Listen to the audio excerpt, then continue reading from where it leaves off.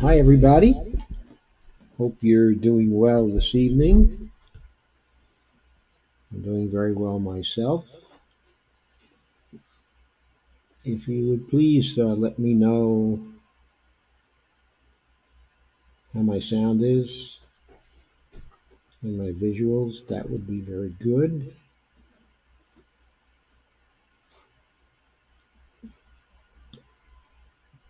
I seem to be using a lot of my CPU tonight. I'm not certain why.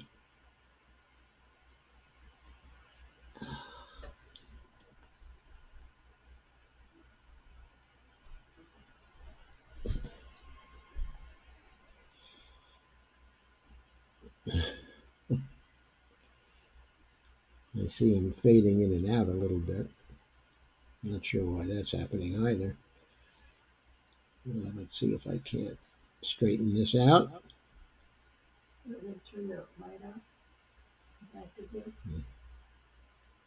Yes, if you do that, that would be very good. Thanks. I forgot to do that.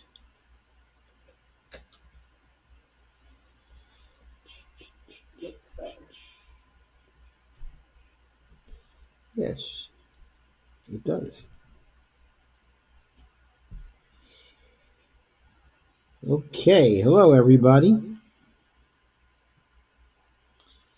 So, the Kurdish situation continues on, of course. It's a real crisis. Before we get to talking about it, though, I wanted to take a moment, or at least a few moments, to talk first about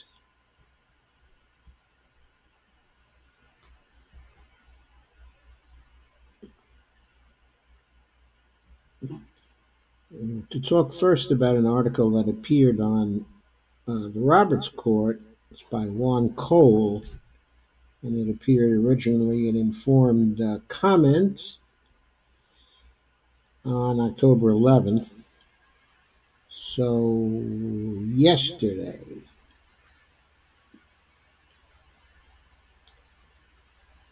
And the article brings up something I thought that you should know about.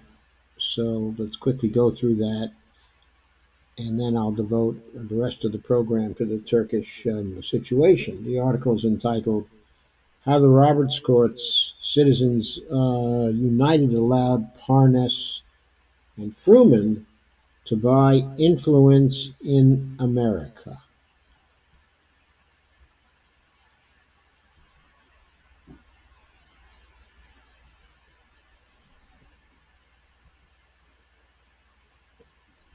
I will share this with you now. There we go.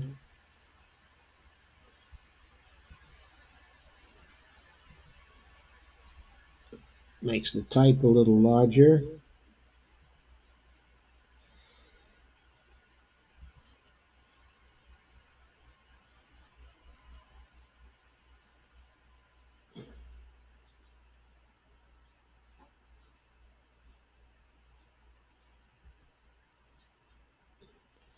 So, Wanko says, as I pointed out last week, the most powerful intervention in U.S. politics, allowing foreign influence in U.S. elections, which contributed to Trump's victory in 2016, was the Supreme Court's Citizens United versus Federal Election Commission 2010 decision. Like the image of Michelangelo's God creating Adam with a pointing finger, SCOTUS, I love that name, SCOTUS, vaguely obscene, created out of thin air a doctrine that corporations are persons. They added to this ridiculous conclusion their previous creatio ex nihilo, the terminally stupid argument that money is speech, and so money in politics can't be regulated. The result is that corporations can now donate on their own to super PACs. Since corporations are often opaque as to ownership and since foreigners can be prominent on their boards, SCOTUS has allowed foreigners to donate to and influence elections in the United States. Yes, it's obvious. The connections, okay, are obvious. Certainly, though, allowing foreigners to donate to elections uh, is unconstitutional. It's certainly unconstitutional when it comes to the presidency, but I believe it's unconstitutional also when it comes to Congress. I mean, there are violations of the Emoluments Clause um, going on all over the place here.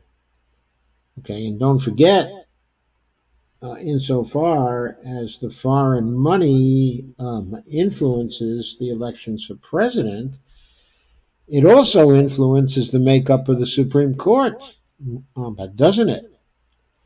Without the foreign money in the elections process, would we have had the two recent justices appointed to the Supreme Court at all? It's an important question we have to ask. Anyway, Lev Parnas and Igor Fruman, who were associates of Rudy Giuliani, were arrested attempting to leave the United States with one-way tickets to Austria after they had been subpoenaed to testify before the House. They're running away from a subpoena. They're leaving with one-way tickets to Austria. One of the charges on which they were arrested is that they set up a dummy corporation represented as a gas and oil enterprise, but which did not actually exist, calling it Global Energy Producers. GEP then made a donation of $325,000 to America First Action, a pro-Trump PAC, in May of 2018. They donated big sums to other PACs via their corporate personhood, funneling money from the Ukraine and $1 million from one Russian businessman alone. Okay, in other words, just to stop it right there for a minute, feature this. Okay, an American businessman is limited to donating only $2,800 to a campaign. But a Russian businessman can give $1 million to a corporate PAC, and since the corporate PAC is a person,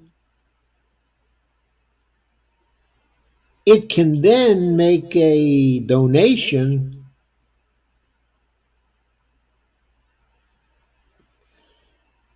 to America First Action, another pro-Trump PAC.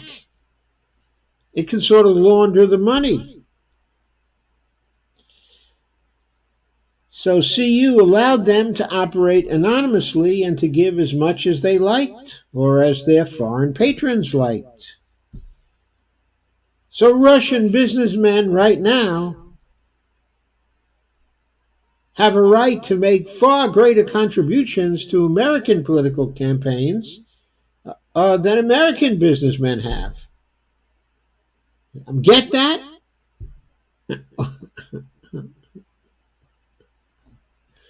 They also used GEF. I thought it was GEP, but anyway, GEP to influence Republican Congressman Pete Sessions to write a letter to Secretary of State Mike Pompeo demanding that he fire the U.S. ambassador to the Ukraine.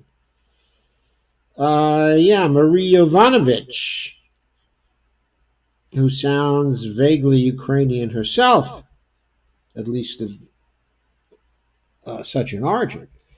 They also did illegal fundraisers for Florida Governor Ron DeSantis, helping him win the governorship.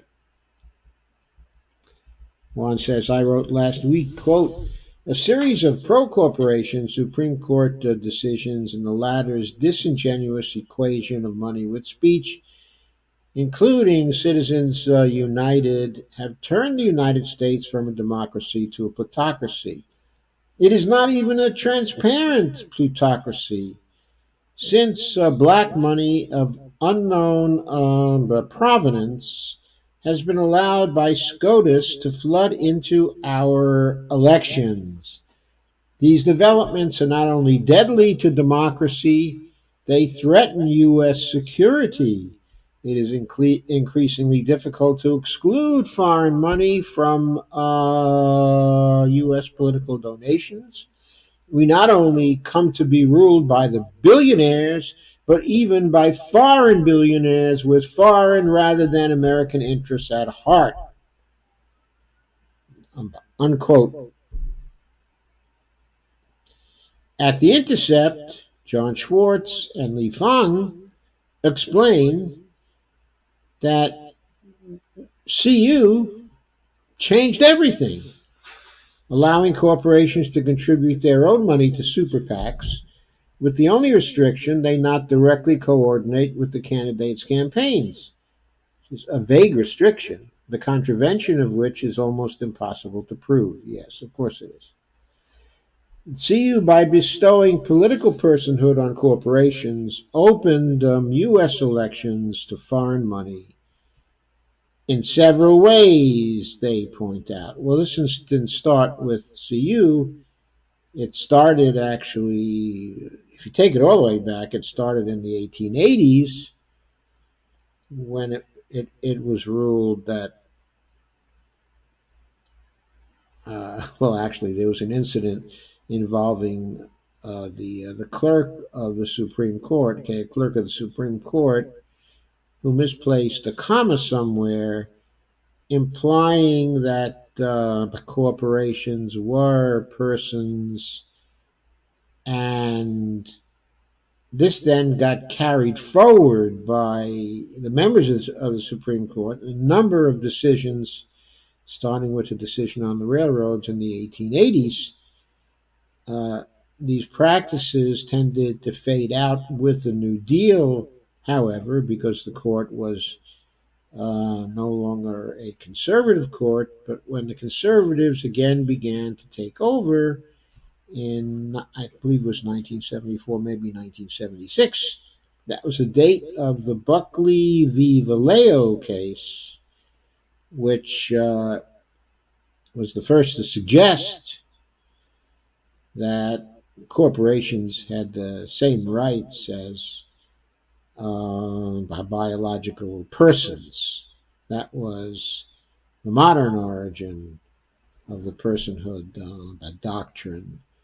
But yeah, CU was its full flowering, full flowering.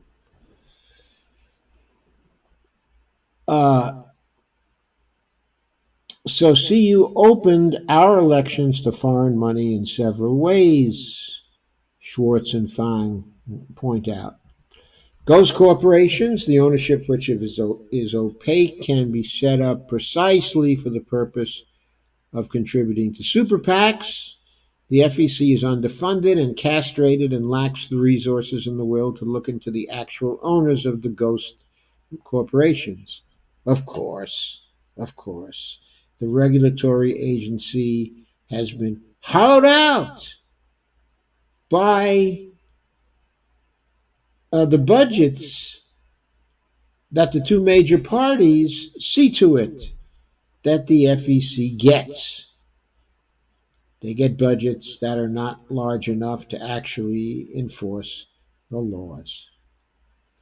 Further, some 25% of securities in U.S. corporations are owned by foreign nationals, and it's absolutely impossible to sequester foreign and U.S. interests within these corporations or the super PACs they support, which is one reason why corporations should not be considered to have the same rights as biological persons do. because it is hard to tell whether such corporations, if they are biological persons, quote unquote, are American persons or not. It's pretty much agreed on that foreign people should not be allowed to directly contribute to U.S. campaigns, but evidently, when U.S. corporations are owned by foreign nationals, then all of a sudden, the quasi biological corporations that have been set up by the Supreme Court have the same rights as American biological persons do. Nonprofit foundations can also contribute to super PACs. And they write, and by they he means Schwartz and Fong, quote, want an example? Consider, for instance, that the American Petroleum Institute is partially financed by the U.S. subsidiary of Aramco, the state-owned Saudi oil company. In the 2010 elections, API was one of the funders behind attack ads that helped the Republican Party take back the House of Representatives from the Democrats and stop most of Obama's plans in their tracks. Of course, not that he was unhappy that they did stop his plans. He seemed to be angling for that anyway, so he wouldn't have to deliver too much in order to stop the formation of the plutocracy.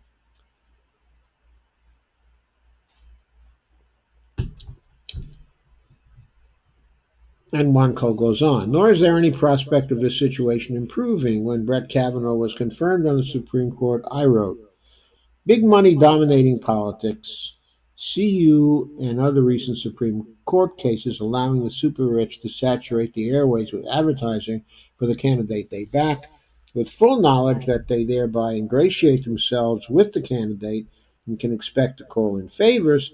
All this has made money king in the American political system. It isn't that most congressmen are personally bribed. It is their campaigns that receive the money. But a big war chest is job security for congressmen and senators. So, yes, they are personally bribed with job security, right? Let's be real, folks. Richard L. Hasen explains that, quote, Justice Anthony Kennedy, writing for the Supreme Court in 2010 in CU versus the Federal Election Commission, unquote, rejected the idea that it is corruption for large donors to the campaign, that it is corruption for large donors to the campaign of a politician is corruption. That sentence seems a little off. But I think you catch the meaning. Rather, the donor receives only, quote, ingratiation and access, unquote, which is permissible. In a case decided in 2014, which was the McCutcheon versus FEC case, Chief Justice John Roberts went even further, celebrating the idea of politicians responding to the wishes of big donors and big spenders. Even if those big donors and big spenders are foreigners, John Roberts? Is that really something to celebrate, John Roberts? Is that something you learned at the Federalist Society, John Roberts? Not only a, quote, ingratiation and access, unquote, not only are those afforded to those making large campaign contributions, not corruption, Chief Justice Roberts explained.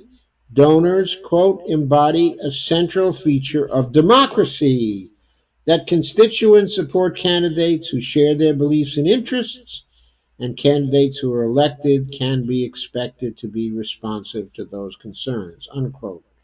In a democracy, Roberts tells us, we should want politicians to be responsive to big donors. What happened to one person, one vote? CU was a fragile 5-4 decision that could have been weakened or ultimately overturned. Now it is 6-3. and likely become set in stone to the vast detriment of our democracy. So, arguably, if you're upset about soliciting or permitting foreign interference in U.S. elections, John Roberts is somebody you should look at impeaching. And then Juan Cole ends by saying, I think I nailed it. Not quite. I think we also need to be impeaching all of the justices who lied in their confirmation hearings, in the Senate, including Justice Thomas and Justice Alito and Justice Gorsuch and Justice Kavanaugh, of course, good old Justice Kavanaugh, and John Roberts makes five. John Roberts makes five. I think I nailed it.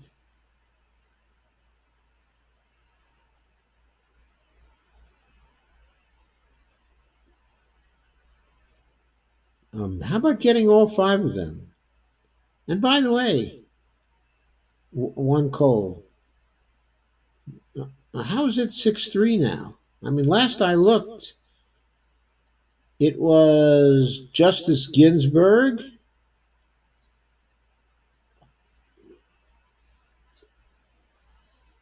and Lawrence Tribe.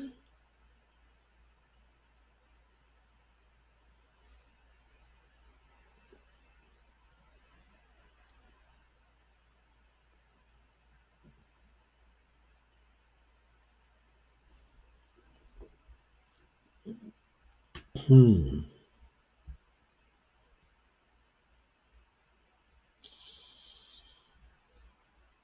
And Sonia Sotomayor.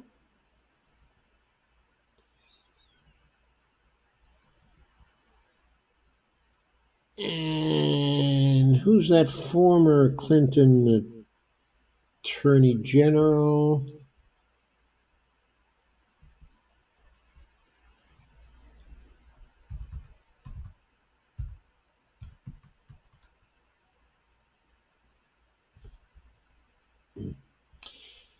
It'll come to me in a minute.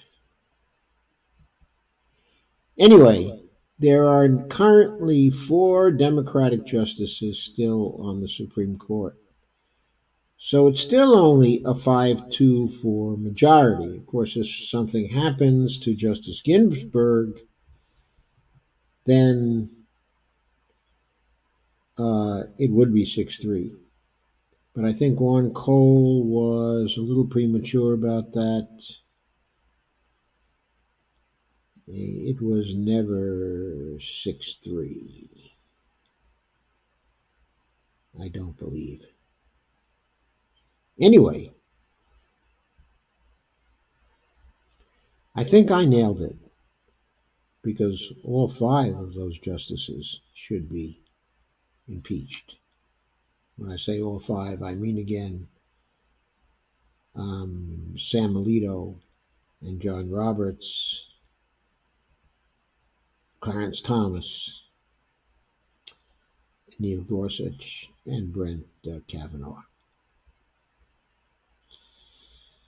So, I think a clear line is drawn in this article between CU and strong foreign influence in our elections, and not just in presidential elections. Note once again that earlier sentence. They also did illegal fundraisers for Florida Governor Ron DeSantis. GEP did, helping him to win the governorship of Florida, the key governorship of Florida, and to defeat Andrew Gillum. That's likely to make a big difference in the upcoming contest. Having votes in Florida under the control of a partisan Republican governor. Wonderful. Another setup.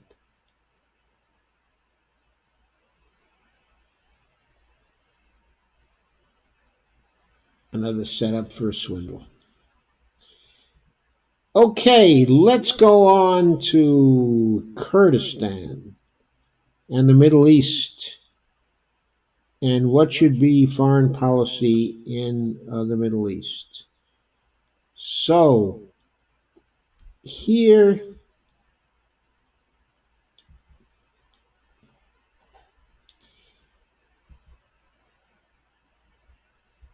here you see a big map. Hang on just one second. Yeah, I just wanted to check in with that and see that it's okay. So here you see a big map with the yellow area being the Kurdistan. Well, what would be Kurdistan if Kurdistan were a state? Right now, it's the region where the Kurds are living. This is a handy, convenient map because it also shows you the boundaries of states.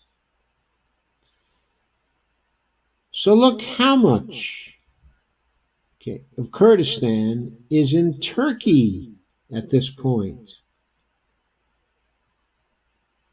In Turkey, a huge amount is in Turkey. Now,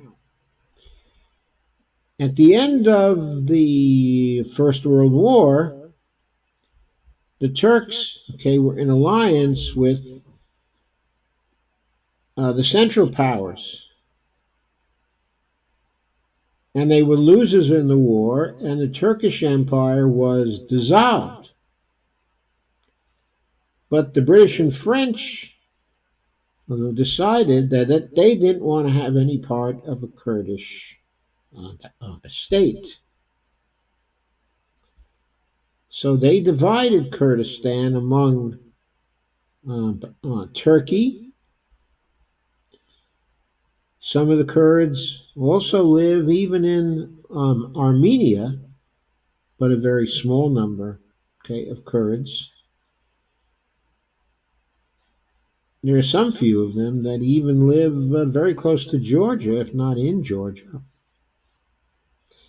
But you can see as I move the plus sign down that the Kurds spill over into Iraq. I'm sorry, spill over into Iran. And as you follow the Kurdish area down, you see that the Kurds live in the border region actually between Iran and Turkey, and also between Iran and Iraq. Now, there are many other groups that live in some of these areas, as well. In the whole of Iran, 10% of the population is Kurdish, or roughly 8 million people.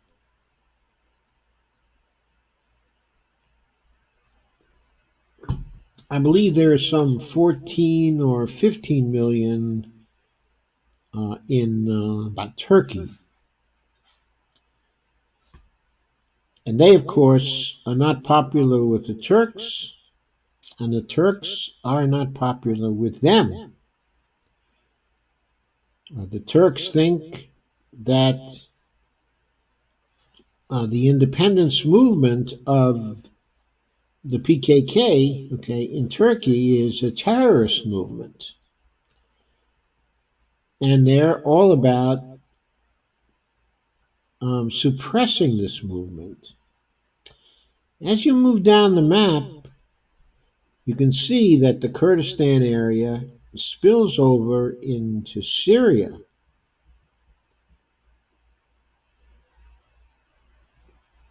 In the northwest part, okay, of Syria, I'm sorry, the northeastern part, okay, of Syria,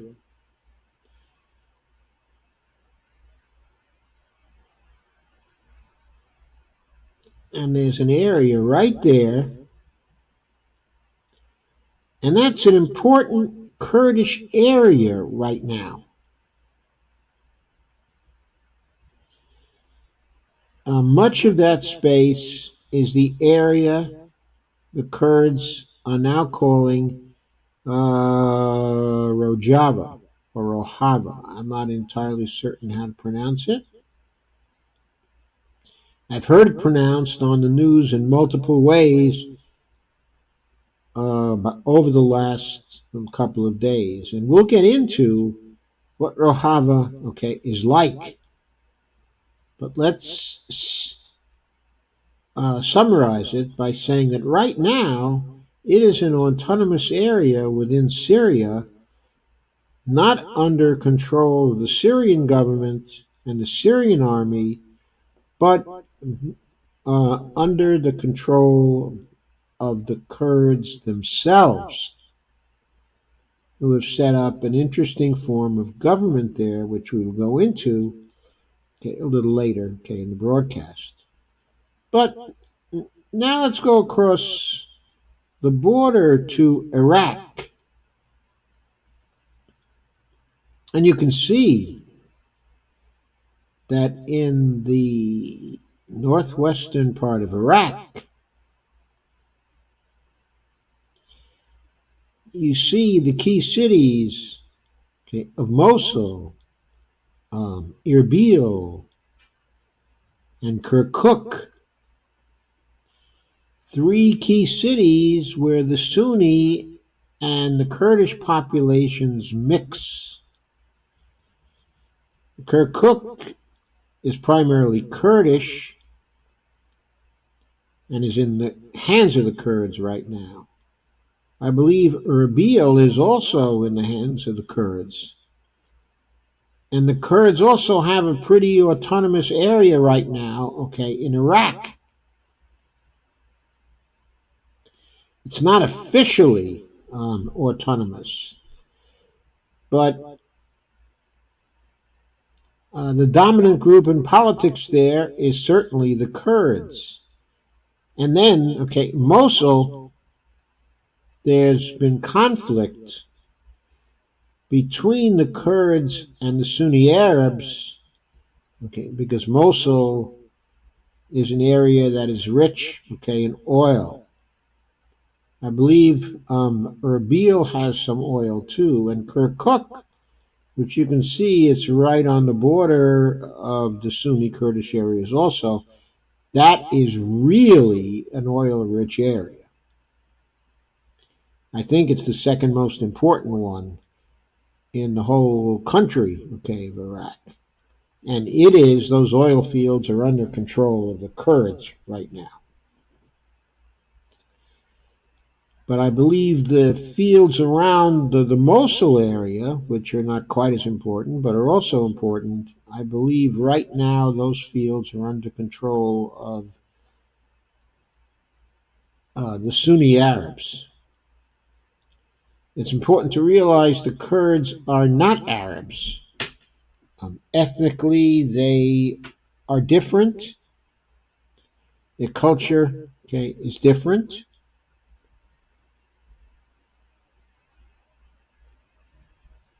And it is not an Arab type, okay, of culture. So that's what actually divides them. They are co-religionists in that they believe in Sunni Islam, but at the same time, As I said, the Kurds, okay, are not Arabs, and the Sunni Arabs of Iraq obviously are Arabs. So, of course, the Sunni Arabs of Iraq and the Shia Arabs of Iraq as well, okay, in the south, would not like to let the Kurds go within the northeastern part of Iraq because, well, because of the oil, primarily because of the oil. It's not for love of the Kurds that they want to hold on to those areas, which have been areas of tension for a very, very long time. It's because of the oil revenues, and it's because in the Sunni Arab areas, okay, of Iraq, except for the Mosul area, there hasn't been any oil discovered. There's no oil in that part of Iraq. And so there are no revenues coming into the state from the oil industries in the Sunni portion of Iraq.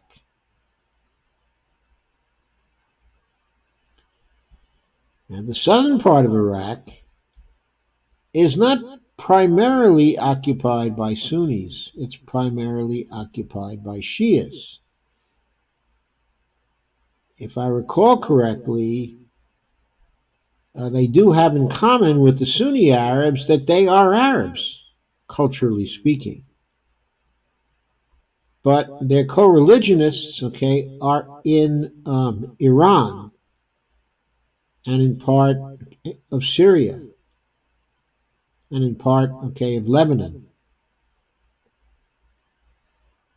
And so there are those cross currents there, okay, as well.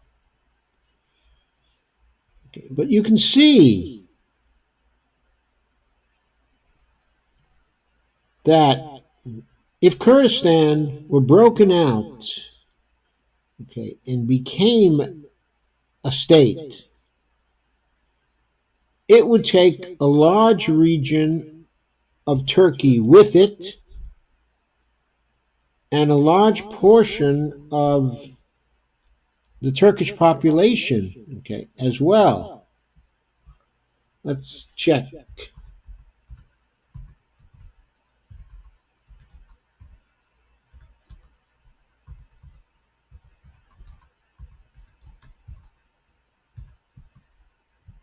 I forgot this figure. I want to get it accurate. Yep. 14 million Kurds. 14 million Kurds in Turkey. 18% of the population.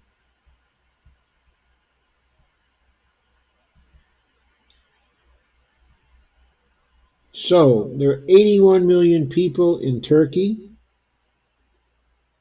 You'd be looking at reducing the population of Turkey to 67 million.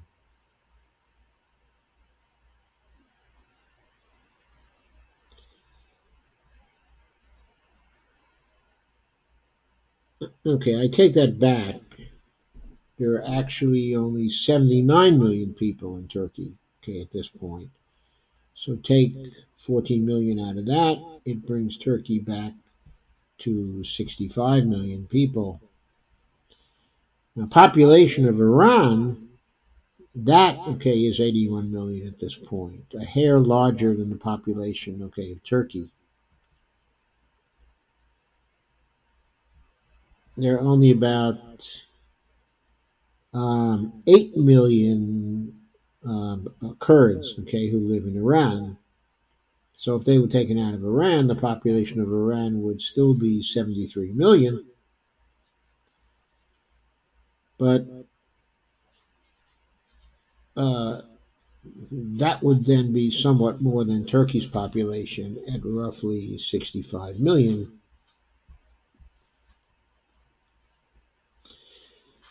So you see that both Turkey and Iran would have much to lose, okay, as would Iraq, as would Syria for that matter,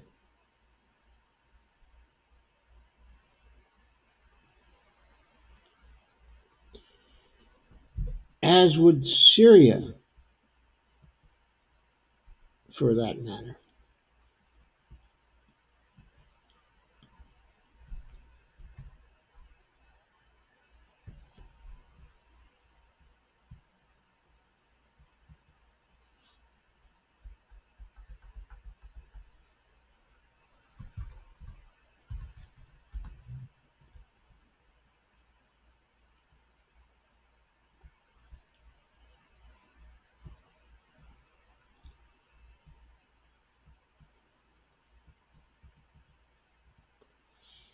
Hmm, that one didn't work for me.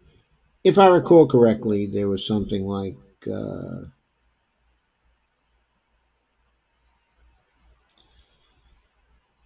to 5 million Kurds, okay, in Syria, about the same number, okay, as in Iraq. Altogether, there are 35 to 40 million Kurds. The estimates tend to vary. So Syria has less population, I think something like 30 to 35 million than Turkey, okay, or Iran. So if it lost, let's say, 7 million out of Syria, that would be a significant loss for Syria too. So all the various governments would like to hold on to the Kurds, okay, in that area. There are other reasons too. The Kurds are very skilled and successful business people, and they're very successful also when they go into to agriculture. And they're a relatively modern and secular population as well. I think the Syrians value secular populations in their midst because they have had a secular state and would like to continue to keep one. Okay, now Turkey, in recent years, over the last 15 years, has been tending towards becoming a much more theocratic state. There's a lot of opposition to that, okay, inside of Turkey. There are huge secular portions, okay, of Turkey. Uh, but the more religious and also nationalistic people inside of Turkey do not care for the secular ways of the Kurds.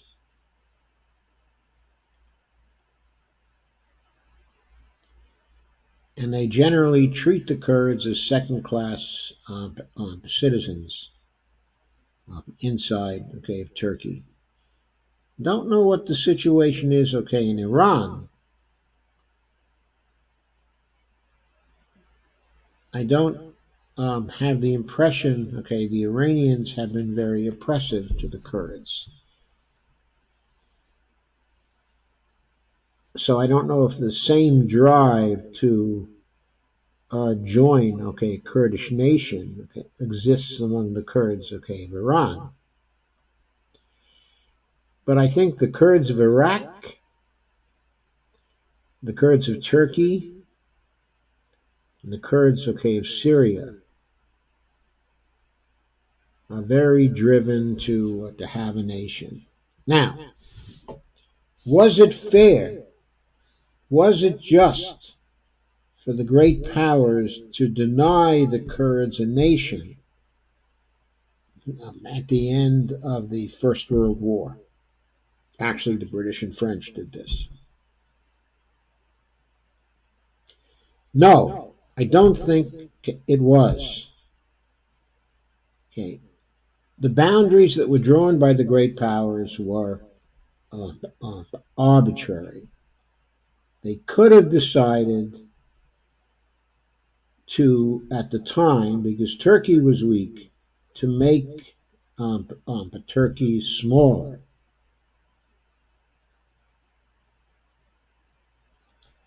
But they failed to do that, and they allowed Turkey to still have a fairly large area.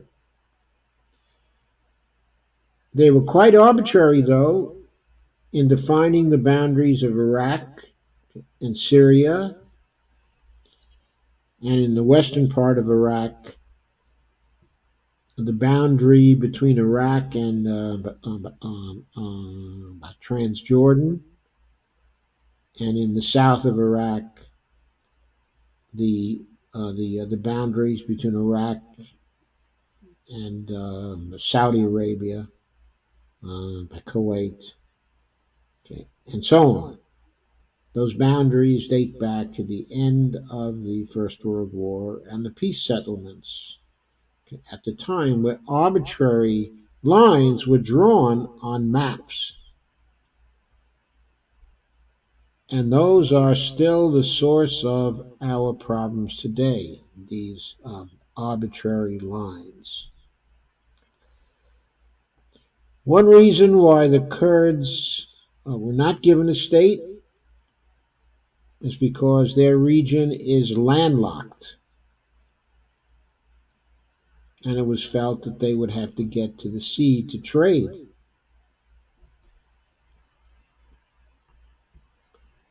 I think another reason may have been fear of the nationalism of the Turks. The Syrians were not very nationalistic at that time.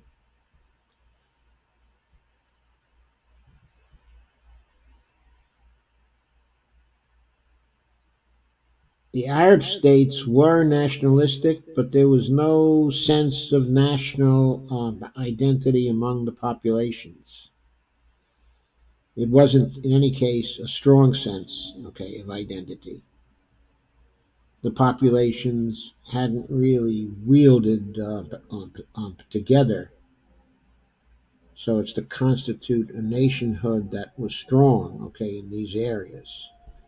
I think there was a far greater identification at the end of the First World War with the idea of an Arab nation, a single Arab nation, than there was with the idea of having Arab states, separate Arab states like Saudi and Iraq and Transjordan.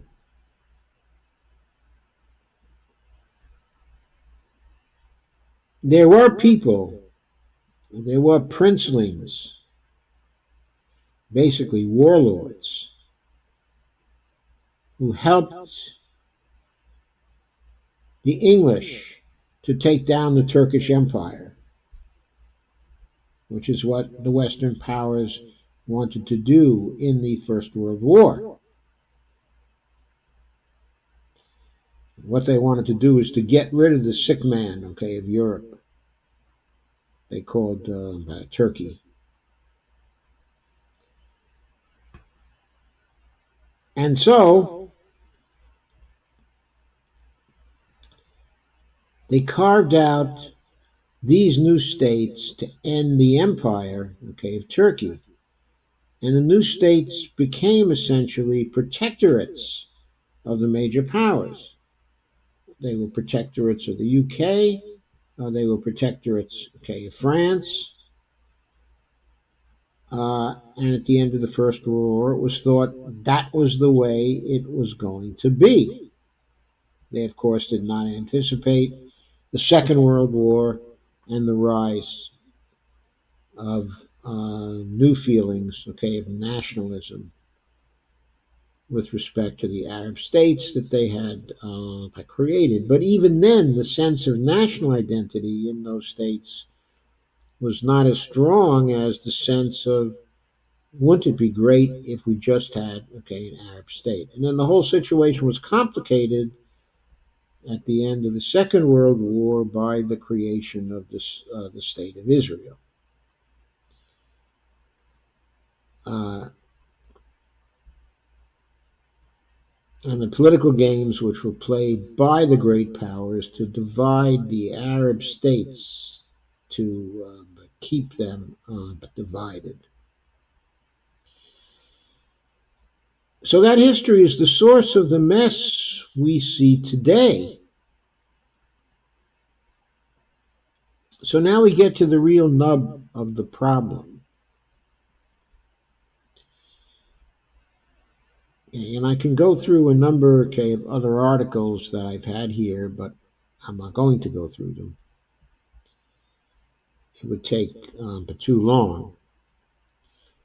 But the first article, you can get the drift actually from the title.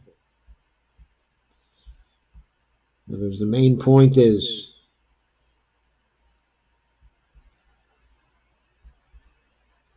that to withdraw U.S. forces from northern Syria is not, okay, an anti-war move. Instead, okay, it's a move to cause a new war to start between the Kurds and the Turks, in a very unequal war, because, of course, the force that Turkey can bring to bear is far greater than the force that the Kurds, okay, can bring to bear, the Syrian Kurds. Of course, perhaps the Syrian Kurds can call on the assistance of the Iraqi Kurds, and maybe call on the assistance of the Turkish Kurds. I don't know. That whole area could be inflamed. I mean, this unleashing of the Turks on the Kurds there could cause an explosion, a very, very serious one. Anyway, the point is that we are not looking at this. This cannot be looked at as an anti-war move by Trump, as him saying, we have to get out of these regime change wars. That's not what happened. What happened is that the Turks wanted to try to tamp down the revolutionary forces in their own country by getting rid of the Kurds in Syria, for fear of the effect that the Syrian Kurds right here could have on the risings of the Kurds, the PKK guerrilla movement in Turkey. I mean, after all, sanctuary here is right across the border, okay, among the Kurds of Syria. So Turkey looks at this and it says, this is a danger to us. One question which immediately arises is, well, isn't this also true of the Kurdish inhabited area, okay, of Iraq? I mean, there's a cross the border thing there too. And the Kurdish guerrillas are just across the border from the autonomous area in Iraq that is inhabited by the Kurds. Is Turkey going to want to go in there next? I mean, what is that story about? Is Turkey going to want to challenge Iran over the Kurds that live just across the border in Iran? How far will Turkish aggressions go?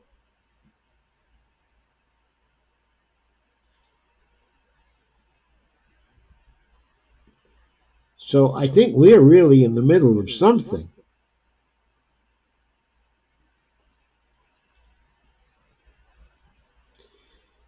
So, what is our foreign policy going to be? Are we just going to pull out our troops from the whole area and come home?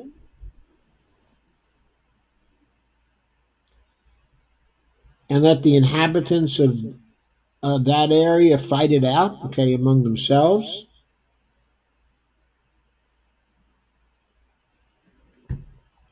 I don't think that's a serious foreign policy option right now. And I don't know if the obvious long term solution has any way of getting there. I think the long term solution is for the Kurds to have a state within the Kurdish region and be carved out of the four states that have most of the Kurds living in them, namely Turkey, Syria, okay, Iraq, okay, and Iran.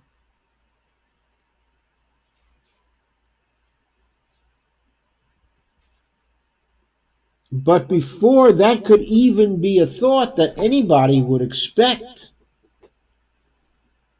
the enmity between the Turks and the Kurds has to be brought to an end even more than the enmity between the Iraqi Kurds and the Iraqi Sunni Arabs. The distrust there and the bad feelings there.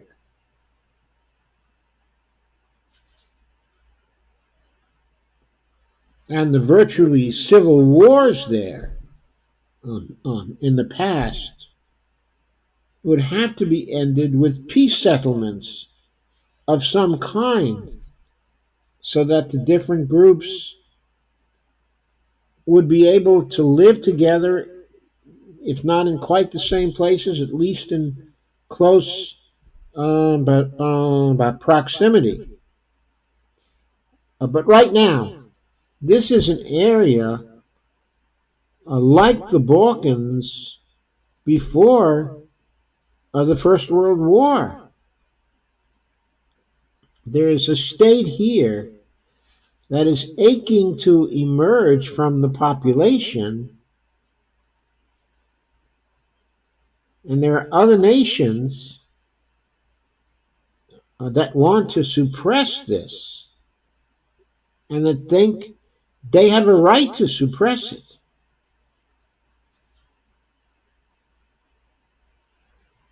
Okay, and it is a bad situation that I don't see. Okay, I mean, I don't see what power we have to really bring a solution to this problem. But maybe it's one step at a time. Maybe what we have to look at is let's just go step by step, step by step. The first step being get a buffer between the Turks and the Kurds in Syria. The Turks must not be allowed to slaughter the Kurds in Syria. Trump made a very grave mistake in getting out of the way. He should have done the opposite. He should have sent in more troops to reinforce the positions of the Americans there. And he should have had a meeting, okay, with Erdogan. And she should have said, look, you are our NATO ally, and we're obligated to defend your territorial integrity. But really, these relatively few Kurds in Syria are not a threat to your territorial integrity. You have to be cooler than that. I know it's hard, but you have to be cooler than that. Because we are obligated to defend you, yes, but the long term danger to you Turks is what it has always been. It had always been the possibility of the expansion of Russia, which has had a historic interest in getting to warm water ports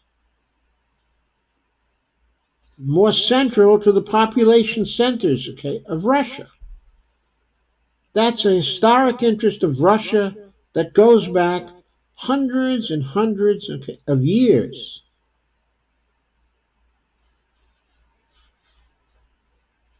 So you know, you the Turks know, that you cannot build a lasting alliance with the Russians. That is something that is not going to happen. Now, just speaking for myself, I don't consider Russia to be terribly aggressive right now. I think the whole Russian thing and what a danger they are is completely overblown. I mean, Russia has what now? 140 million people? It's not like it was the Soviet Union with 280 million, nearly 300 million people at one time. I mean, it's not the same country. It can't marshal the same amount of force. It cannot marshal hordes and hordes of Russian peasants to go into the army and lay down their lives for the motherland. It's a huge country, okay, in territory and rich in resources, okay, of various kinds. But it is underwhelming in population right now. The population of the United States is what? Nearly 2.5 times what the population of Russia is right now.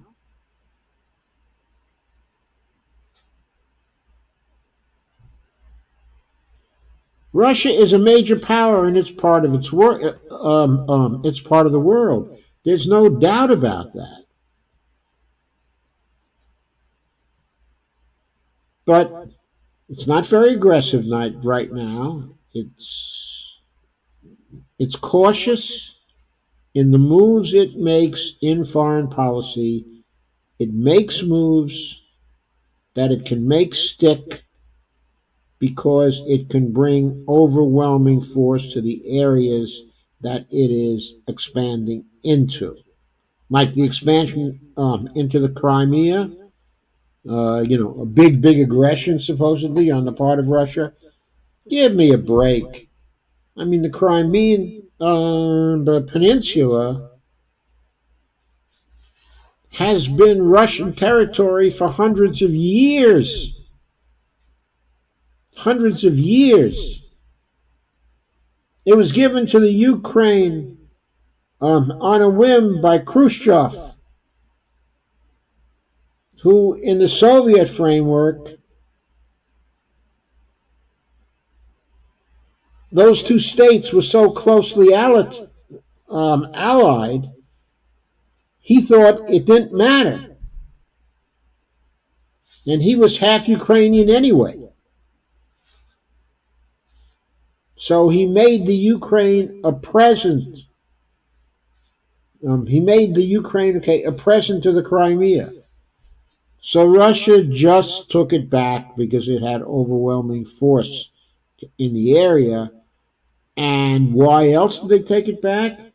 Because we turned the Ukraine against Russia with our hostile foreign policy moves and attempts to move NATO right up to the borders, okay, of Russia. Crazy foreign policy moves. Anyway, that brings a larger context, though, to this. But still, for the long pull, Turkey is not able to ally itself with Russia. We, on the other hand, can still be a reliable ally against the possible further expansion of Russia looking to its historic interest of getting a warm water port that it can have access to somewhere. Turkey needs an ally to oppose that. So it has got to align with us and with other Western powers in order to be able to counter possible expansion of Russia.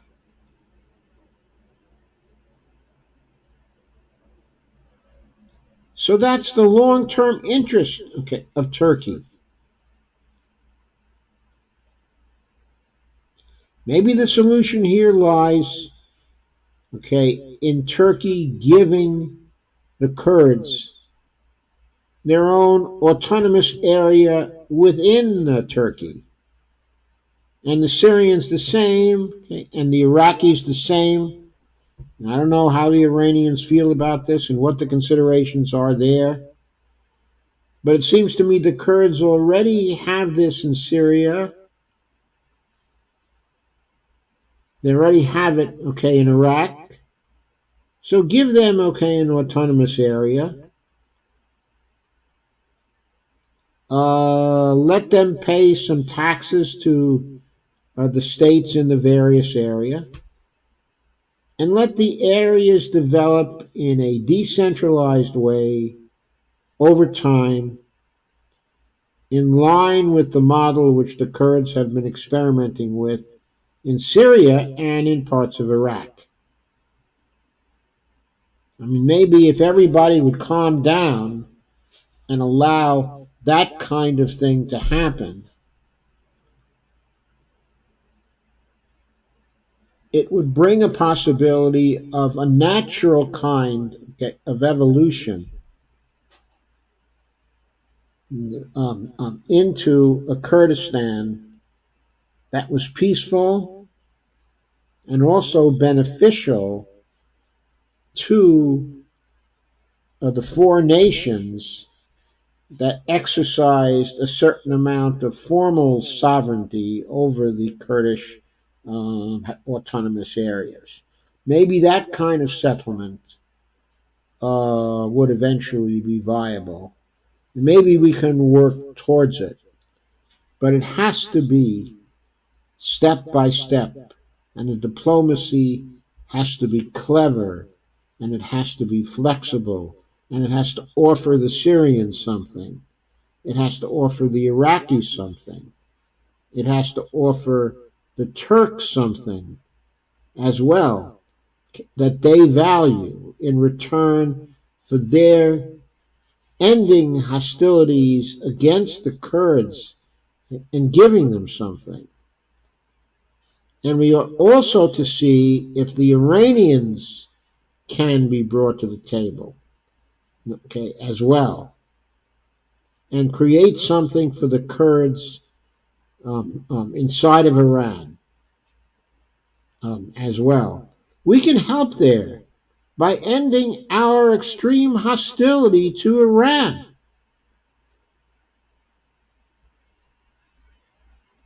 I mean, I don't see Iran as a very aggressive power right now.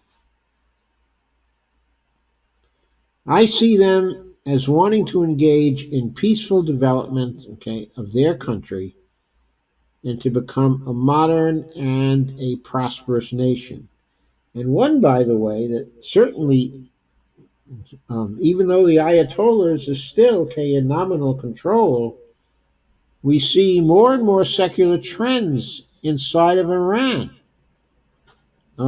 developing. We ought to just encourage those. Now, what will the Saudis think of all this? Well, this won't be popular with the Saudis. It would not be popular with the Saudis. Now, historically, the Israelis have supported the Kurds and the aspiration of the Kurds because I guess the Israelis want to see a weakened Syria and a weakened Turkey, and a weakened Iraq. And all this fits into their plans.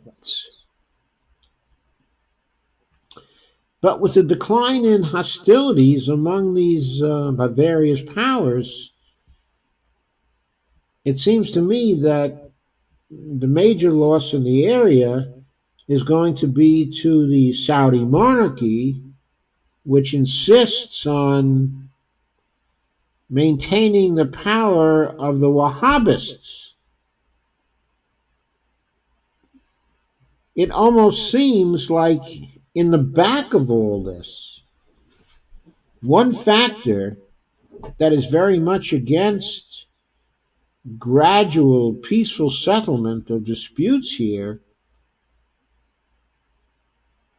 would be the enmity and the agitation and the maneuvers of the Saudi monarchy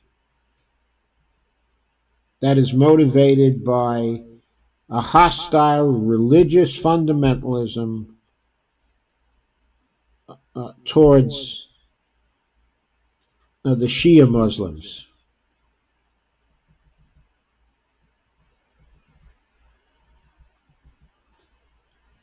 Remember,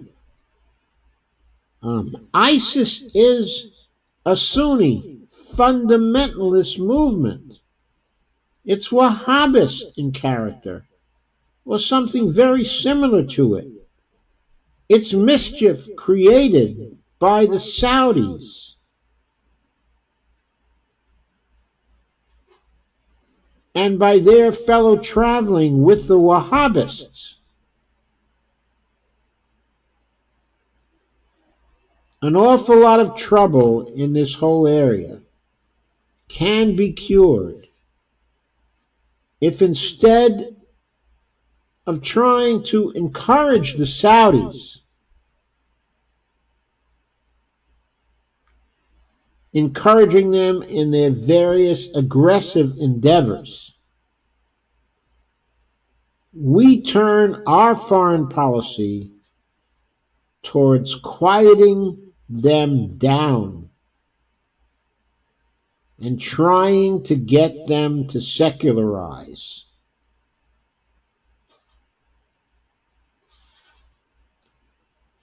If we keep on backing the Saudis the way we've been doing,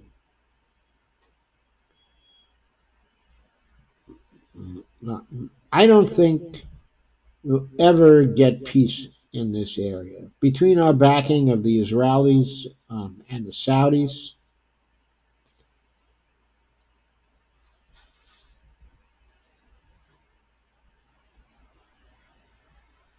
uh, we're just getting into a situation where we don't have the diplomatic leverage to try to broker peace, in these areas. So, let's get off the map for a minute and let's go to what's happening in Rojava.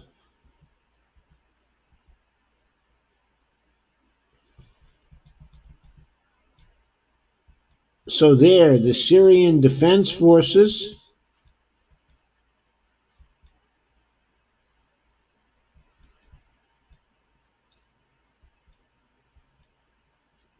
are in the border area between Turkey and the autonomous region of Rojava in northeast Syria.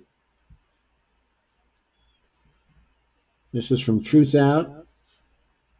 and Mike about Ludwig, and it was published on October 10th.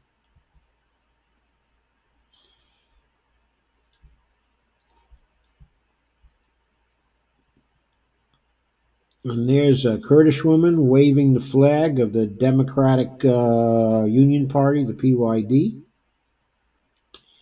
during a demonstration against Turkish threats near the town of Tel Arkam in Syria's Hasakeh province near the Turkish border on October 6th. Up to 60,000 civilians were fleeing the border area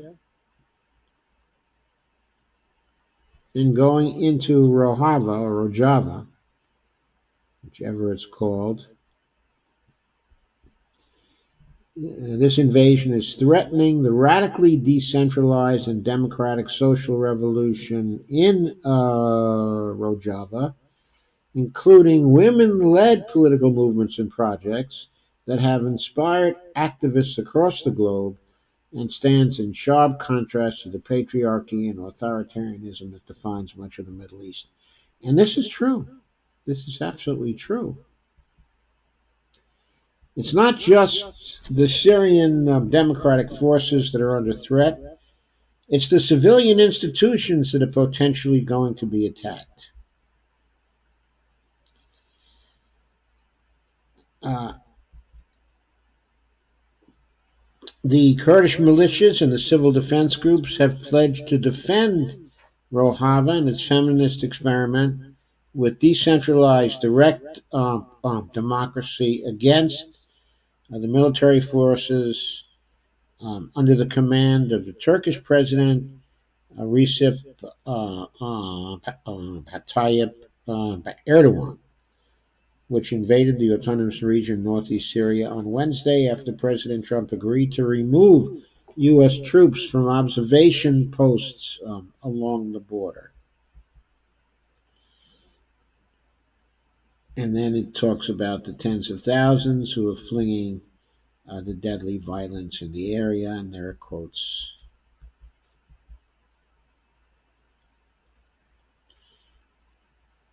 And there's a quote said a protester, okay, from a protester who was marching into Kamishlo on Thursday.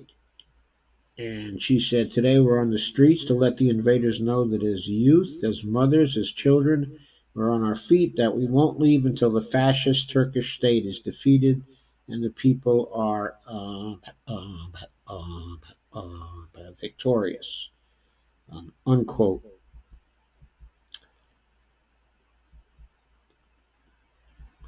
She also said, quote, "Not only as Kurds, also as Assyrians and Arabs, as many democratic nations, we are ready and we will free our country together." Why did she say that? Because many activists are Kurds, but the democratic revolution in Rojava is a distinctly multi ethnic and secular project that advocates religious freedom, and activists say resistance to the invasion is diverse.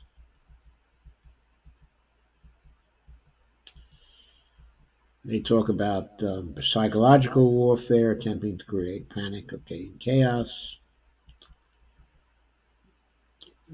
The civilians being killed, including children. Of course, they would be claiming that. Heavy clashes between Turkish forces and the Syrian Democratic Forces, the pro democracy coalition of Kurds and others, that crushed the Islamic State with backing from the United States. Anyway, a clash between the SDF and the Turks occurred in the Turkish border town of Derek and other areas. Islamic extremists, some of them backed by Turkey, also staged attacks, okay, amid the chaos. The SDF rebuffed Turkey's initial offensive in the Tel Abyad area with a number of injuries and fatalities on both sides.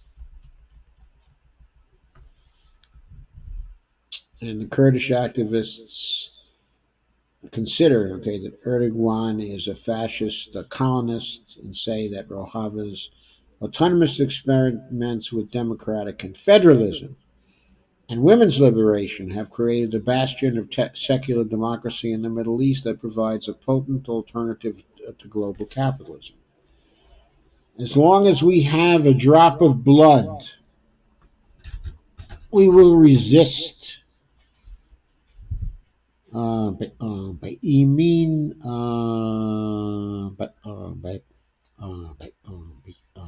بإيمان Mohammed Hassan, a member of Civil Defense Forces, and Raz Alain said in a statement to the media, please excuse my pronunciation here. It isn't the best. I don't speak either Kurdish, okay, or Arabic. I don't read either one either. Turkey broadly views the Kurds and the SDF as terrorists due to decades of violent conflict with the PKK, the Kurdistan Workers' Party, a long-standing leftist separatist group in Turkey, and wants to push their militias out of northern Syria. So millions of refugees from the Syrian civil war, I think in this case it's probably Sunni refugees currently residing in Turkey, can be relocated there. Erdogan's plans have raised fears of genocide and the reemergence of ISIS, the Islamic fascist group known as Daesh, that established the now defunct Islamic State. The SDF oversees several prison camps for ISIS fighters and their families that are reportedly on the verge of collapse.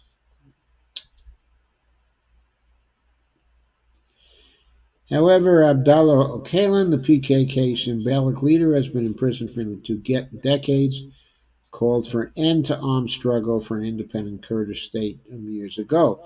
Instead, he laid out a vision for a stateless network of local communes but also municipal councils that formed the political foundation of Rojava after Kurdish fighters carved out the autonomous territory during the Syrian civil war and the U.S.-backed fight against ISIS. O'Collin's vision combines his own experience as a Marxist guerrilla with modern feminism and the writings of Murray Bookchin, the late American anarchist and theoretician who developed a radical environmentalist model known as social ecology. And there's a link to social ecology so you can look up what that is. The experiment in decentralized democracy in Rojava requires equal gender representation in local councils and has fiercely challenged the subjugation of women. Large women-led movements have formed as a result, including Congress Star, the Kurdish women's union in Rojava. In recent statements, Congress Star said Turkey and its reactionary allies in Iran, Russia, and the NATO alliance, which includes us, of course, wants to change the demographics in Rojava and eliminate a self-governing system rooted in women's liberation. In northeast Syria, women have been out in the streets for months with the slogan, quote, defend your dignity and land, destroy Daesh and occupation, unquote.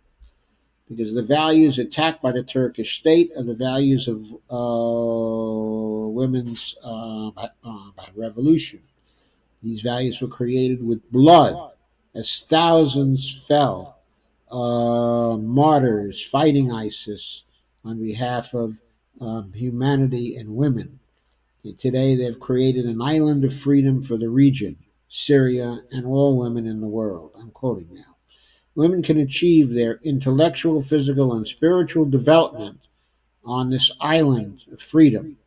The Turkish state, with its millennial tradition, is attacking women on this island of freedom with a dominant patriarchal mentality. The aim is to destroy the free society that will develop under the leadership of about free women.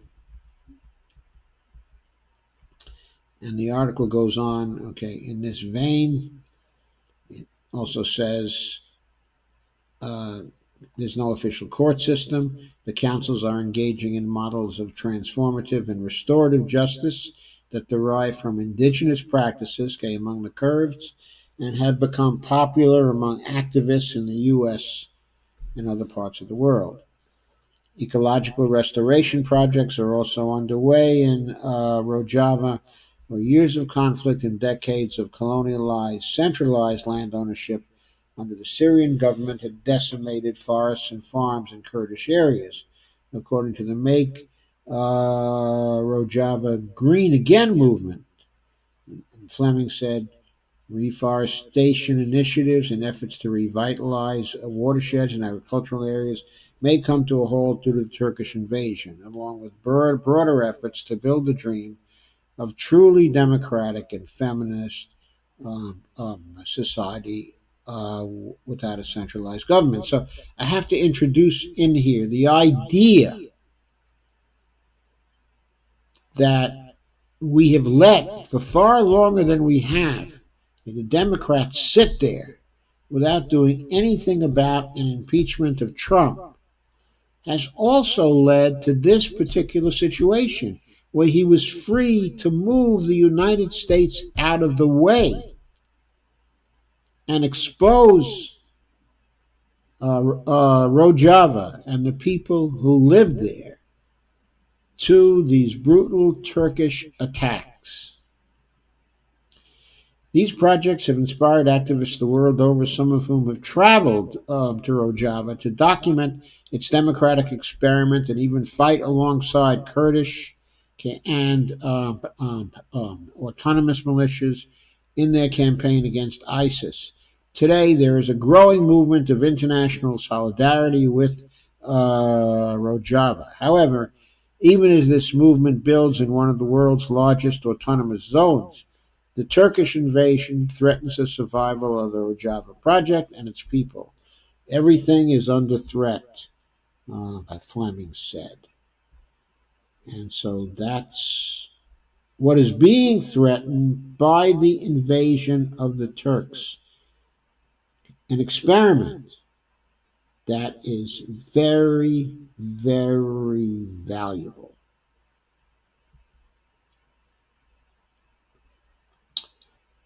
And now, the last article I want to take up today.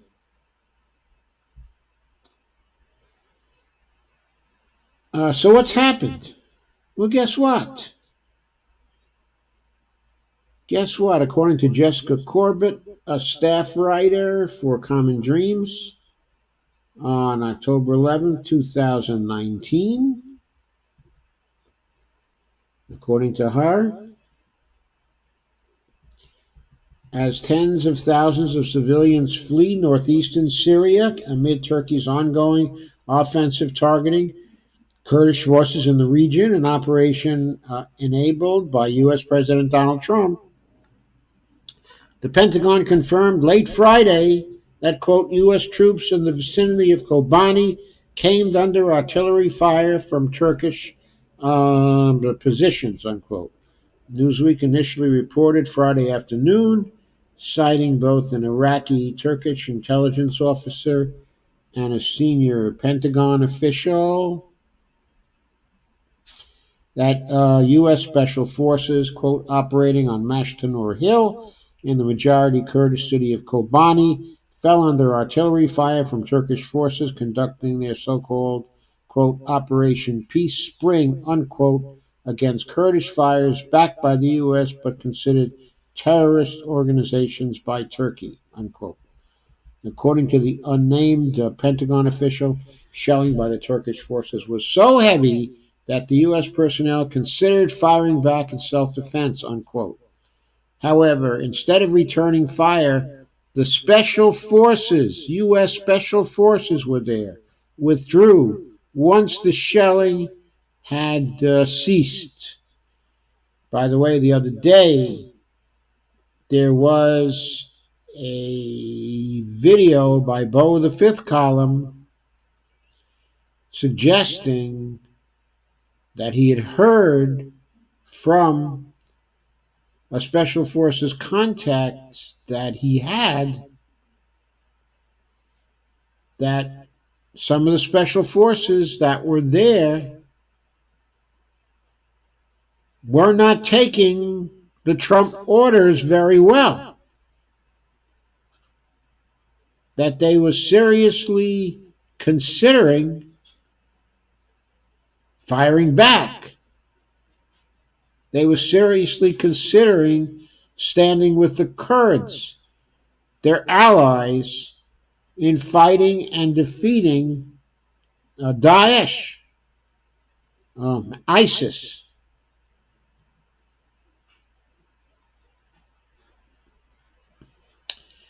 And quote, Jesus, this is terrifying and totally predictable. A senior Pentagon official said shelling by the Turkish forces was so heavy that U.S. personnel considered firing back in self-defense. Supposedly, Turkey mistakenly attacked our U.S. Special Forces in Syria.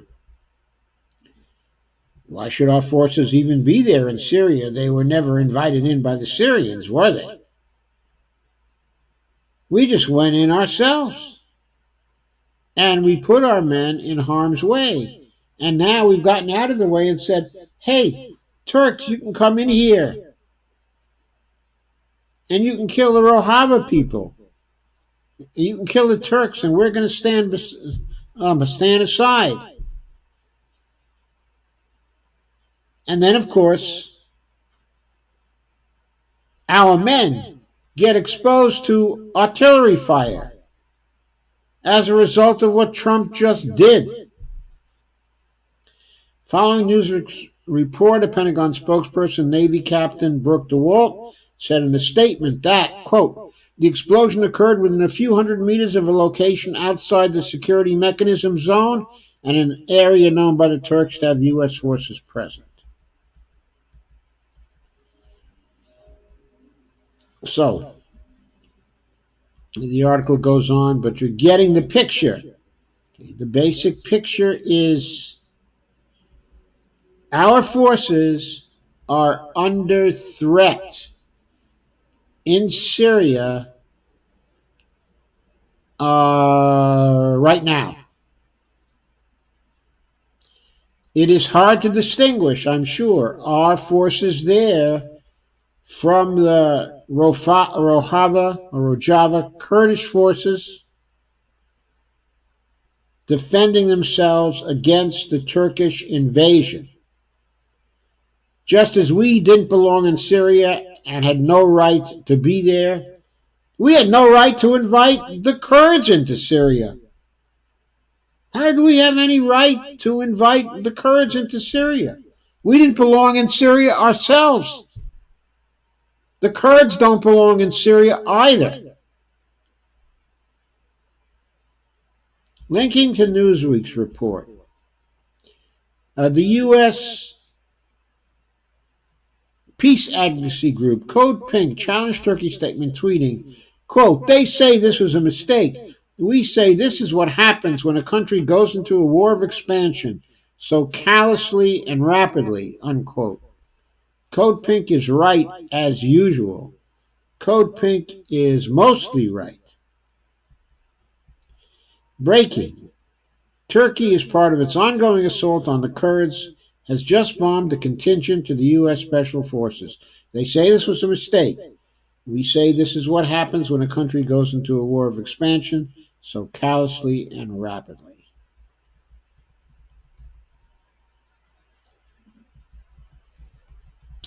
Anyway,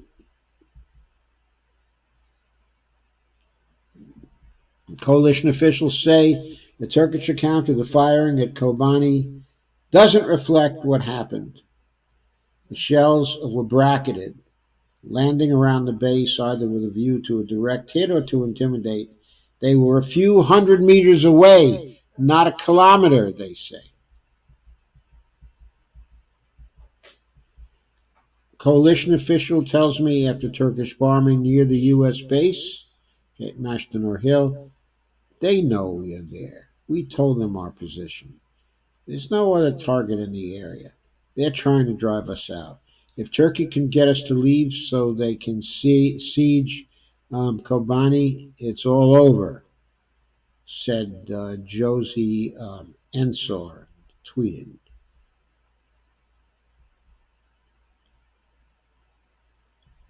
So U.S. officials are reporting they don't think the Turkish shelling was an accident, noting that the U.S. has previously announced it gave Turkey explicit grid coordinate detail of U.S. positions in Syria.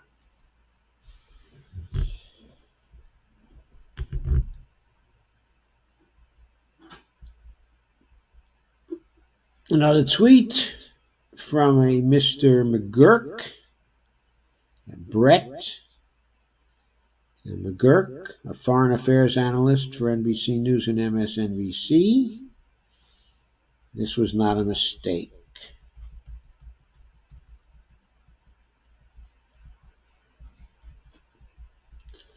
Trump, of course, is getting all kinds of static from Congress about this.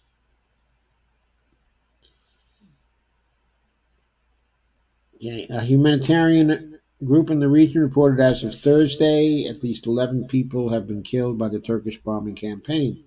Turkey's defense officials claim that as of Friday, their forces have killed 277 Kurdish fighters and had advanced 5 miles into parts of Syria. If it's only 5 miles, they must be getting pretty stiff resistance, seems to me. So the United States is making noises now. U.S. Defense Secretary Mark Esper said Friday Turkey would risk, quote, serious consequences if it doesn't cease its attacks, while announcing that Trump will sign an executive order giving his administration broad authority to hit the country with sanctions. And Secretary Mnuchin, Treasury Secretary, claimed that we, quote, can shut down the Turkish economy if we need to, unquote. How would he know that? However, beyond such threats, the Trump administration has not yet taken any public and formal actions to curtail or end the Turkish offensive. So that's Trump doing nothing. It's been speculated by many. I recall Tom Hartman saying this, that the problem was, that Erdogan told Trump that if he didn't allow the attack on the Kurds, that Erdogan was going to shut down Trump's hotels in Turkey. And Tom Hartman speculated that was what was in back of Trump's activities. If so, there's another violation of the Emoluments Clause right there. And worse than that, I mean, doing the bidding of the head of a foreign power to protect a personal interest of your own. That's what comes of allowing a president to retain his personal interests after he leaves the presidency. Whether or not this is true of Trump is really besides the point. If someone had invested millions of dollars in hotels in another country and became the president of the United States, don't you think that person would be influenced would be trying to influence the foreign policy of the United States to protect their investment in those hotels?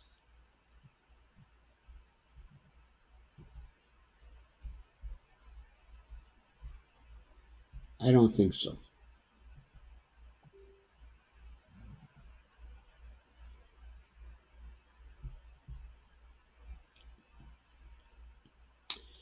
So,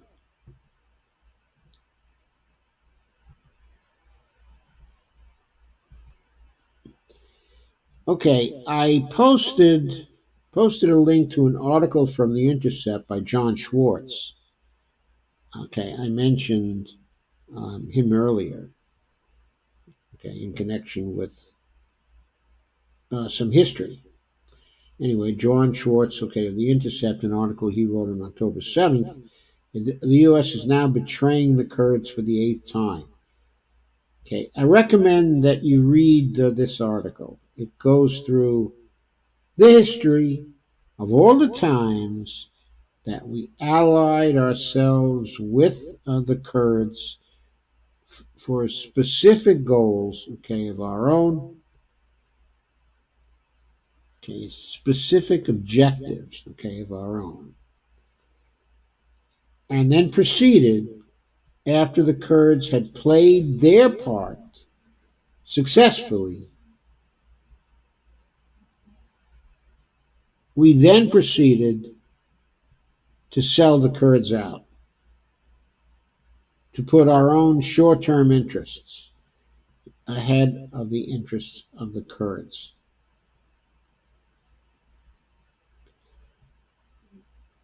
I don't have time to go through this here, so I won't, but I commend that article to you. So, I hope this was valuable to you. What I've tried to do is to look carefully at the geography in the area so that you would be able to understand just a little better why all these countries are involved and what the stakes here are.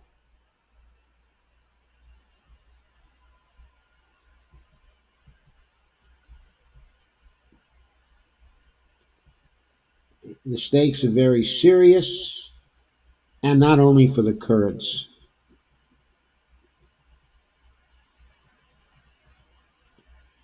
Randy says the first great Kurdish leader was a woman over 5,000 years ago.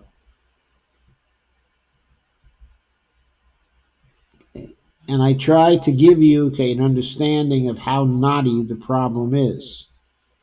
I think since we've broken, okay, a lot of this area and done much to create, this crisis, before we leave,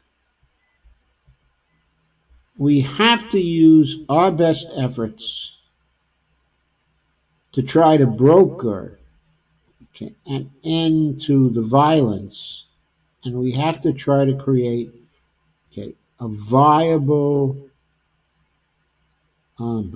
situation. And Cheyenne Tierra says that that beautiful Turkey is off her bucket list. And, I'm sorry to hear that. I mean, I don't think Turkey is a person. Okay, it's a nation, and there are lots of good people in Turkey. There are lots, okay, of secular people, okay, in Turkey. There are, okay, beautiful areas, okay, in Turkey. I think the Turks can be a very hospitable people and a very friendly people. And I think that uh, they, just as we, okay, are in the hands of someone who has been building a fascist state, someone who has been building a dictatorship over a period, okay, of time.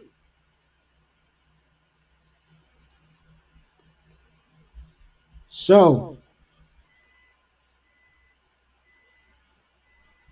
we have to do whatever we can to create a more stable situation there. And I'm afraid that involves keeping the Turks off the backs of other people in that area right now. We should not have unleashed the Turks, okay, for whatever reason. We will eventually find out if Trump unleashed them to protect his hotels. And then there will be hell to pay. Hiya, Sandy. Hi, Susan. Hi, Gigi. Hi, Cora. Hi, Devora. Hi, Steve Gonzo.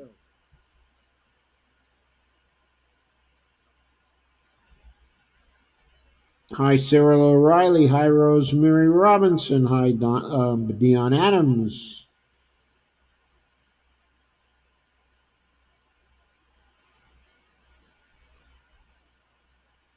And Lana says, yes, get rid of them from SC. How do we accomplish that? SC? SC. Oh, Supreme Court. Well, the way we do that is we get the House, we get the Senate, we get the presidency, and we impeach their asses, as somebody more famous than I once said. Cheyenne Batiera says RBG. And Cheyenne Batiera, speaking of Florida, Tim Canova is running again. Now, Tim Canova would have a lot better chance right now if there had not been foreign intervention in the Florida elections, and Andrew Gillum would be the governor, okay, of Florida now. Kathy Langan has joined. Steve Gonzo said, Syrian Girl is an excellent source. Well, I'm sure it's one source. It's probably a biased source, but that's all right. I don't know if there are any sources that are not biased in this particular situation. So we have to look at the facts and we have to draw our own conclusions. Lana calls Sherry Wise to the table. Steve Gonzo says, I think that many are of Iranian descent, that many Kurds, okay, are of Iranian descent. Yes, they could be. I'm sure there's been a lot of mixing going on in the area.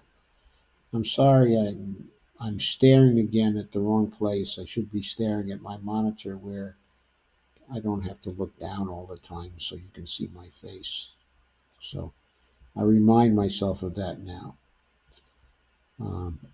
Evelina Apont says, don't the oil fields in the Northeast belong to the Syrian nation and all of its people then, and not to the Kurds, okay, in exclusivity?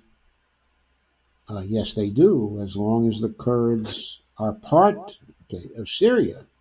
Okay, but the problem is, the Syrian nation was created out of whole cloth. Okay, and these oil fields are in the Kurdish area. Cheyenne says, sorry, folks, got to go. And Terry Flowers joined. I mean, but Syria is not a sacred construct until it earns the loyalty of all its people, including its Kurdish population. And Dominic Morgan has joined, and Randy Hedgebeth has joined. Randy Hedgebeth said, the Turks know no bounds. They tend to fight wars in that way, unfortunately. That's been known for a long time. They are fierce fighters in wars. It's one thing to be fierce fighters, it's another thing to know no bounds. I think the USA sees this as an opportunity to go into Iran one way or another. I don't see how it's going to get them into Iran, not without, further breaking everything in sight. Now, I don't see how this is going to keep the Soviet Union, is going to keep Russia out of the area either. I expect that Putin is going to be going in. Randy says the British really screwed up the area really bad. They took Kurdistan from the Kurds. Well, Kurdistan had never been a nation, but yeah, the French and the British chose to create certain nations out of that area, not others, and they chose not to create Kurdistan as a nation. Now, good night, Lana, says Dale Weaver, and I agree, since your phone seems to be going south on you. Phone's going south.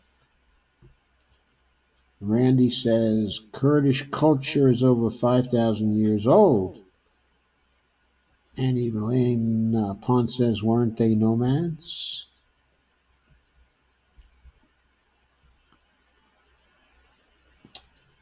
Steve says the Kurds deserve a break.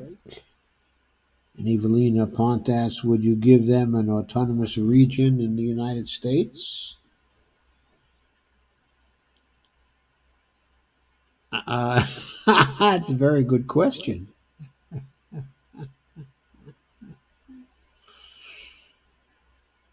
Would we be willing to take the 40 million Kurds into the United States?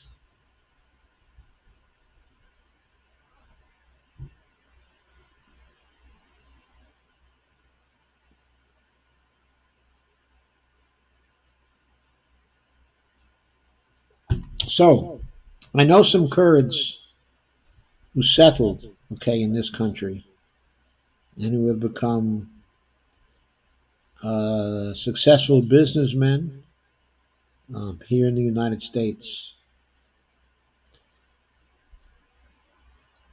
I haven't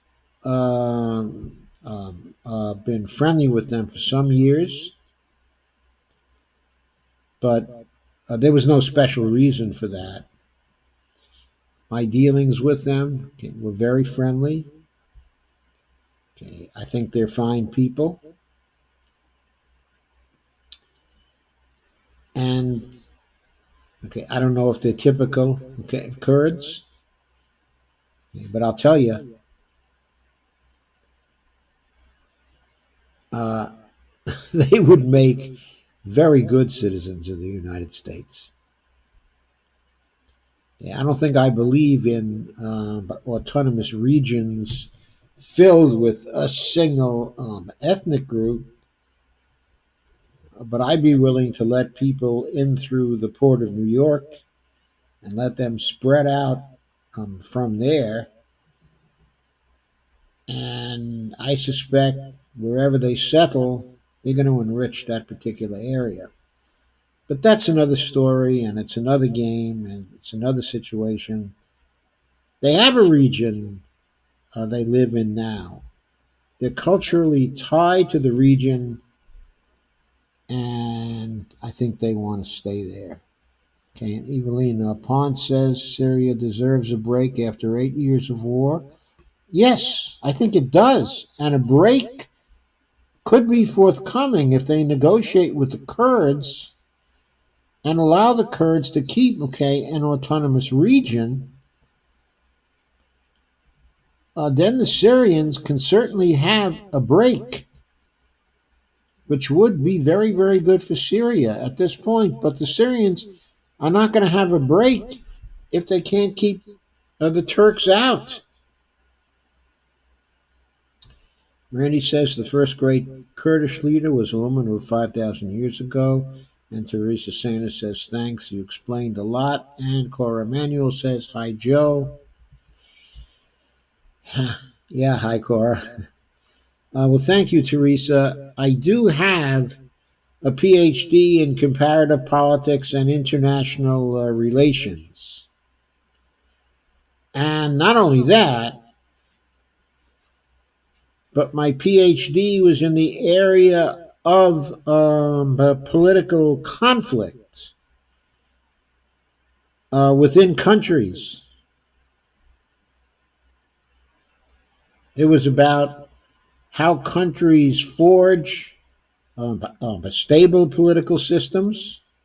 It was written at a time when we were a fairly stable political system. That is to say, a very long time ago. It was written in 1965, or in the period from 1963 to 65. And it was all about conflict theory and case studies in 5 cultures. So I have a lot of qualifications for understanding the Kurdish situation. I think, okay, I understand it. I think what has to be done about it, I think that I've said what ought to be done about it. But unfortunately, we have no one in the White House now who can lead an effort of the kind that needs to be done to bring peace to the region. But I'll tell you right now, a Sanders Tulsi Gabbard administration would have the smarts and would have the will to bring peace to that region.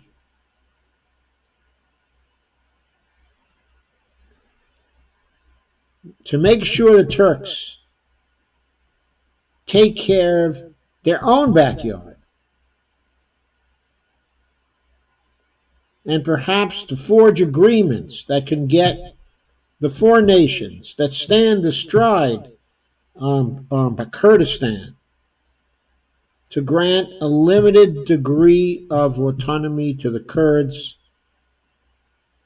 that they would be able to live under. Okay, and Evelina says, would you be interested in looking at the upheaval, okay, in Ecuador right now? That would be helpful. Not right now, but I will have a future program on what's going on, okay, in Ecuador. I'm very, very interested in that and in seeing what happens, okay, in Ecuador. I certainly hope very, very much for the return of the Correa, if possible, or at least a regime like his. That is what the Ecuadorians need at this point. I will say that much.